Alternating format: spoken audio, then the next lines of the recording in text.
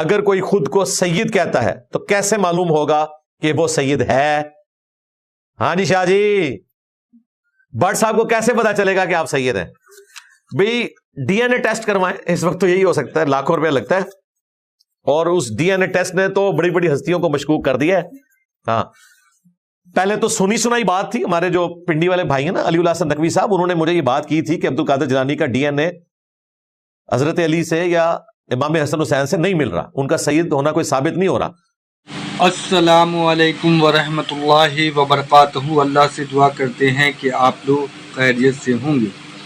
شیخ عبد القادر جیلانی حسینی سید نہیں ہیں، تو اس ویڈیو میں جو ہے علی مرزا سے یہ جو شیخ عبد القادر جیلانی ہیں وہ سید ہیں کہ نہیں، اس پر جو ہے وہ سوال ہوا تھا، اور انہوں نے کہا ہے کہ ڈی این اے ٹیسٹ کروا لیں، جو آج کے ٹائم میں جو ہے لاکھوں روپے میں ہوتا ہے، اور یہ جو اس کا معاملہ ہے اور اس کے لے کے ریلیٹڈ ساری چیزیں جو ہیں انہوں نے رکھی ہے، اور اس میں کیا اصلیت ہے اور کیا کہانی ہے وہ اس ویڈیو کو آپ کو دیکھ کر ہی پتہ چلے گا۔ اور انہوں نے کوئی بھائی کے بارے میں بھی بات کہی ہے کہ کوئی باہر سے آ کے جو ہے ان سے اس معاملے میں سوال کیے تھے۔ تو دیکھیے کہ یہ جو سید والا جو معاملہ ہے، جو ہر لوگ اپنے آپ کو سید یا کہتے ہیں کہ ہم سید ہیں، تو یہ آپ کو معلوم ہونا ضروری ہے۔ تو اللہ سے ہم سب یہی دعا کریں کہ اللہ ہم سب کو ہدایت کا راستہ دکھائے، اللہ کے رسول کے بتائے راستے پہ ہم سب چلیں، حق بات بولنے، حق بات سننے اور حق بات دوسرے تک اللہ تعالیٰ پہنچانے کی توفیق عطا فرمائے، اور ہم سب کو اللہ تعالیٰ پانچوں وقت کی نمازی بنائے، قرآن شریف کی تلاوت کرنے والا بنائے، روزے رکھنے والا بنائے، صدقہ زکوٰۃ خیرات نکالنے والا بنائے، غریبوں یتیموں محتاجوں کی مدد کرنے والا بنائے، اور ہم سب کو پکا سچا توبہ کرنے والا بنائے۔ اللہ غفور رحیم ہے، رحیم و کریم ہے، توبہ کو قبول فرماتے ہیں۔ پکے سچے دل سے ہم سب کو چاہیے کہ توبہ کریں۔ استغفر اللہ الذی لا الہ الا هو الحی القیوم واتوب الیہ، آمین ثم آمین۔ یہ یعنی گوروں نے جو ڈی این اے کی کیلکولیشن کی ہے، تو میں نے ان کی بات کہیں سٹور کی ہوئی تھی۔ ابھی اگلے دنوں کو 3-4 ہفتے پہلے نا ہمارے لائیو سیشن میں ایک بندہ جرمنی سے آیا، اور وہ بندہ بہت ماشاءاللہ پڑھا لکھا بندہ، مختلف انٹرنیشنل کانفرنسز میں شریک بھی ہوتا ہے، اس کا اپنا شغف بھی ہے، یہ بین المذاہب جو کانفرنسز ہوتی ہیں یہودیوں کی، کرسچنس کی، ان میں بھی جاتا ہے، وہاں کے کافی سارے اعتراضات جو اسلام پہ وہ لے کے آتا ہے، پھر لائیو سیشن میں سوال کرتا ہے، پھر میں جواب دے دیتا ہوں۔ تو اس نے اب آگے پتا کیا سوال کیا، اس نے کہا جی کہ یہاں تو جو سید کہلاتے ہیں سب کانٹیننٹ میں، اور آپ لوگوں نے عبد القادر جیلانی کے بارے میں کلیم کیا ہے، تو اس نے کہا جی ہمیں تو ایک شیعہ عالم نے کہا ہے کہ یہ عبد القادر جیلانی کو آپ نے جان بوجھ کے سید ڈکلیئر کیا ہے، کیونکہ اس وقت تک سنیوں پہ یہ تان کیا جاتا تھا کہ کوئی سید بزرگ نہیں ہے آپ کے اندر۔ اچھا، یہ بات کسی حد تک درست ہے، یہ جتنے صوفی ہیں نا کوئی بھی ان میں سید نہیں ہے۔ ایک آپ کو یہ علی اجویری صاحب ملیں گے یا عبد القادر جیلانی۔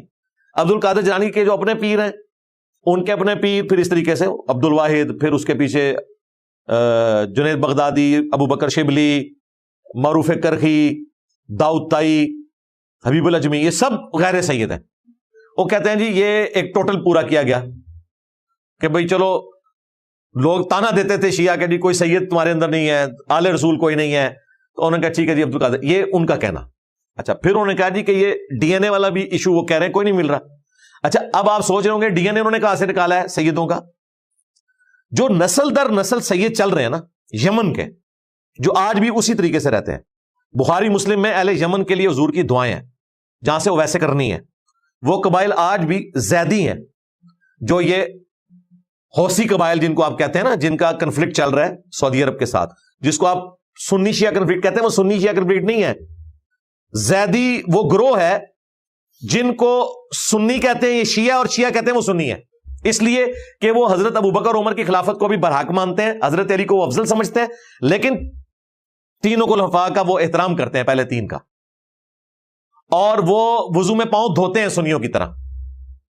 ٹھیک ہے، ان کی کافی ساری چیزیں اہل سنت سے میچ کرتی ہیں. عقائد میں تو آلموسٹ وہی والا معاملہ ہے، توحید میں بھی پکے ہیں، مزارات کے وہ مخالف ہیں، اور انہوں نے کبھی اپنا علاقہ نہیں بدلا، وہ ہجرت کر کے کبھی کہیں نہیں گئے. اسی خاندان سے امام حسین علیہ السلام کی بھی ایک شادی تھی، جو وہ کلیم کرتے ہیں کہ یہ امام حسین جو راستہ بدل رہے تھے تو وہ پہلے یمن آنا چاہ رہے تھے، جو ناسبی کہتے ہیں وہ دمشق جا رہے تھے، اور ہمارے نزدیک وہ کوفہ ہی جا رہے تھے راستہ بدل کے، تاکہ راستے میں کوفی انہیں روک نہ لے، وہ کوفی جو شامیوں کے انڈر تھے، یعنی عبید اللہ ابن زیاد. تو وہ جو یمنی ہیں وہ نسل در نسل سید ہیں، ان کے پاس پورے شجرے ہیں، اور ان شجروں میں کوئی بندہ مسنگ بھی نہیں پڑ صاحب، 100%.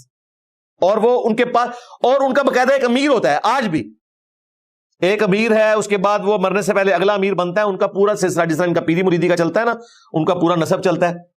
ادھر سے انہوں نے ڈی این اے اٹھایا. یہ اردن کا شاہ حسین جو بڑا مشہور تھا وہ بھی سید ہیں، ان کے ڈی این اے اٹھائے ہیں.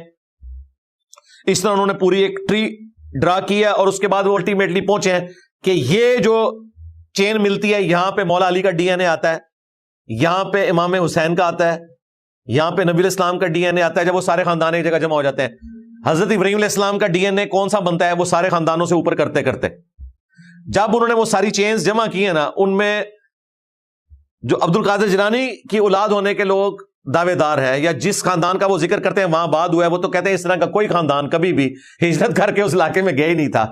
ٹھیک ہے، وہاں جن علاقوں کا وہ ذکر کرتے ہیں وہاں کے لوگوں کا، ان کی اولاد کا کوئی ڈی این اے میچ ہی نہیں کرتا ان سیدوں کے ساتھ، جن کے ڈیفینیٹلی نسل در نسل پورا اہتمام کے ساتھ معاملہ چل رہا ہے.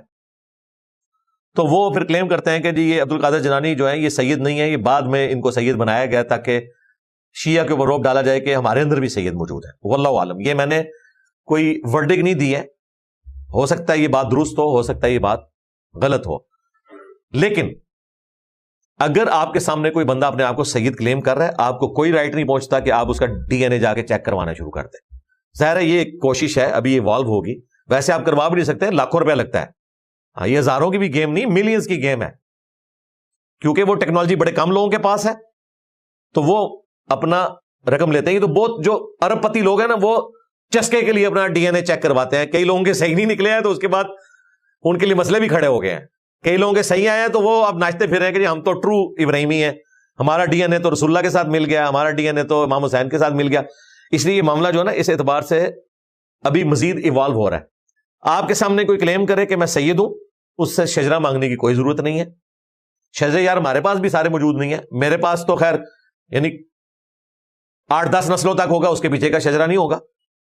اتنا ریکارڈ پہلے رکھا جاتا تھا، اب نہیں ہے. ہاں، اب آندہ سے لے کے جس طرح اب یہ ریکارڈ رکھا جا رہا ہے، اگر انسانیت 1000 سال تک بھی چلتی ہے تو نادرہ کے ریکارڈ میں آ جائے گا کہ 1000 سال پہلے فلاں ہمارا لکڑ دادا ہوتا تھا، کیونکہ اب یہ مینٹین کیا جا رہا ہے.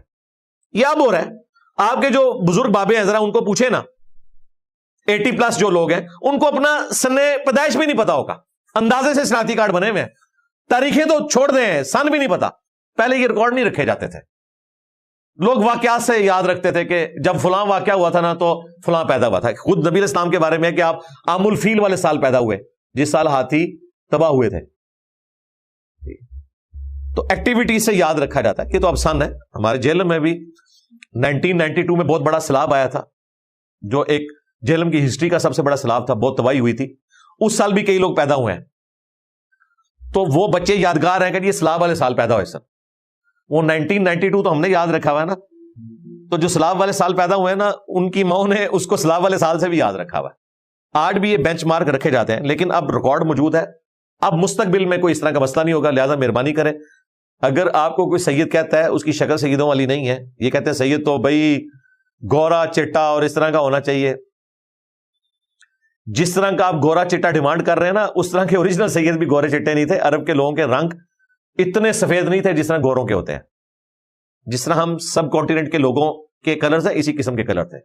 نبی اسلام کے بارے میں بھی آپ کو یہ نہیں ملے گا کہ کوئی شوق قسم کا سفید کلر تھا، درمیانہ کلر تھا، نارمل کلر، اور وہی خوبصورت لگتا ہے.